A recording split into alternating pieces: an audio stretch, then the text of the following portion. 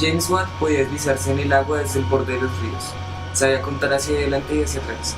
Podía subir y bajar cremalleras y abotonar botones. Inclusive sabía recorrer la ciudad de Greenock, Escocia, al derecho y al revés. Claramente James no era un niño cualquiera. Provenía de una familia aventajada, y aunque su estado de salud no le permitía asistir con regularidad a la escuela, contaba con el apoyo de su madre, quien le enseñaba en la casa. Era un niño curioso, le encantaba escarbar las viejas herramientas de su abuelo y desde su casa comenzó a crear nuevas máquinas con los elementos más comunes de la época, sus primeros manualidades. Oh, quiero ser como mi abue.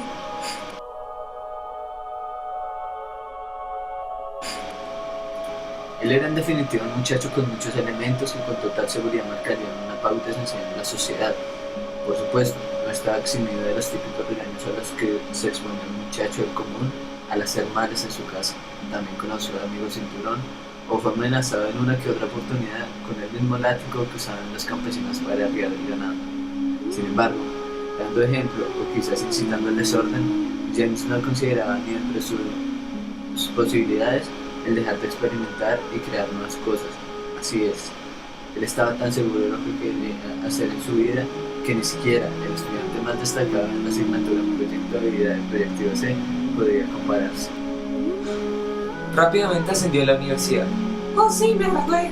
en donde se formó como ingeniero y donde comenzaron a dar sus primeros frutos esos años de arduo trabajo. Esto no lo cuentan los relatos comunes, pero yo, que vi con él todo el proceso de transformación tecnológica, puedo decir con total certeza que su disciplina fue quizás su mejor aliado. No había un día en que su cama no fuera tendida con total perfección o sus zapatos engolados en su totalidad. Qué buen tipo era James. Lo que yo no sabía era que más temprano que tarde todos sus inventos comenzarían a generar cambios drásticos en Gran Bretaña. Y yo, que era su amigo, pero que al mismo tiempo laboraba en un taller de textiles, sentiría con brutalidad el golpe de la revolución industrial. Él inventó un chiflí que los más estudiados llamaban el movimiento paralelo, pero que en términos más comunes era conocido como una rueda que podía moverse o hacer mover linealmente cualquier objeto. También trabajó en el medidor de presión que se implementó en las mejoras de la máquina de vapor. Esa máquina que no solo marcó una pauta en la historia de la humanidad, sino el inicio de un nuevo sistema económico. Watt ayudó sobremanera al desarrollo de la máquina de vapor, transformándola en una forma viable y económica de producir energía. En resumidas cuentas, esa que muchos después llamarían la primera revolución industrial, constituyó los avances tecnológicos más determinantes para el desarrollo de las grandes economías del mundo entero, desde su estallido en el siglo XVIII hasta la actualidad. No es que yo sea adivino, sino que para mi fortuna soy el abuelo en 10º grado de una joven inventora del siglo XXII, una muchacha inteligente que luchando contra corriente creó la máquina del tiempo y venía a contarme cómo esta máquina que mi amigo James inventó y volvió óptima se convirtió en el principal promotor de las sociedades que según mi nieta llaman disque capitalista. Un sistema económico que según ella, llegando a los límites más degradantes, se caracteriza por la inequidad social y los afanes cargados de envidias y rencores, y de una necesidad absurda y carnal por conseguir dinero que quizás a muchos les sobra, pero que a una mayor cantidad de individuos les falta para sobrevivir. Elizabeth, así se llama mi nieta, que también es una chica muy curiosa y hermosa. Pudo ver cómo su país se fue transformando con el tiempo y cómo la industria, la economía y la productividad empezaron a cobrar mucha más importancia en Gran Bretaña, seguido por el sentimiento patriótico que empezó a sentirse en la gente del común, el proletariado y las personas poderosas. Esa máquina del tiempo era casi mágica. Ella me cuenta que recorrió todo el mundo y vio en cuántas épocas pudo estar, pero como era de esperarse, hubo una época y unos lugares específicos que le llamaron más la atención. Se detuvo en Escocia e Inglaterra. Con claridad pudo observar cómo en el tiempo la familia de nuestro reconocido ingeniero James Watt fue perdiendo riqueza y cómo la empresa familiar se fue debilitando, por lo que el pobre James optó por irse a vivir a Londres, donde según él tendría más oportunidades. Elizabeth decidió permanecer unos años más recorriendo el mundo y un tiempo después, habiendo recorrido gran parte de este, viajó a Londres. Mi nieta se montó en una de las últimas invenciones de la época, la locomotora. Para Elizabeth era imposible pensar que esa máquina podría llevarnos a Londres en un par de horas, mientras que antes se pudieron haber demorado hasta semanas. En el recorrido, Elizabeth no soportó las ansias de recorrer el tiempo.